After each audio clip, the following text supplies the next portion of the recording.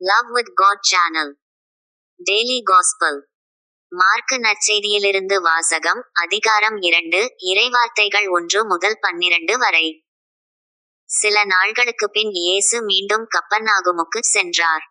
அவர் வீட்டில் இருக்கிறார் என்னும் செய்தி பரவிற்று. பலர் வந்து கூடவே வீட்டு வாயிலருகிலும் இடமில்லாமல் போயிற்று.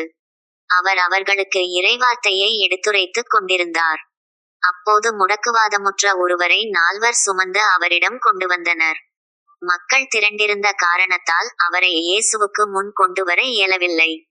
எனவே அவர் இருந்த இடத்திற்கு மேலே வீட்டின் கூரையை உடைத்து திறப்பு உண்டாக்கி முடக்குவாதமுற்றவரை படுக்கையோடு கீழே இறக்கினர். இயேசு அவர்களுடைய நம்பிக்கையைக் கண்டு முடக்குவாதமுற்றவரிடம், மகனே, உன் பாவங்கள் மன்னிக்கப்பட்டன என்றார். அங்கே அமர்ந்திருந்த மறைநூல் அறிஞர் சிலர், இவன் ஏன் இப்படி பேசுகிறான்? இவன் கடவுளை பழிக்கிறான். கடவுள் ஒருவரே அன்றே பாவங்களை மன்னிக்க யாரால் இயலும் என உள்ளத்தில் எண்ணிக் கொண்டிருந்தனர். உடனே அவர்கள் தமக்குள் இவ்வாறு எண்ணுவதை இயேசு தம்முள் உணர்ந்து அவர்களை நோக்கி, உங்கள் உள்ளங்களில் இவ்வாறு எண்ணுவது ஏன்? முடக்குவாதமுற்ற இவனிடம் உன் பாவங்கள் மன்னிக்கப்பட்டன என்பதா? எழுந்து உன் படுக்கையை எடுத்துக்கொண்டு நட என்பதா? எது எளிது?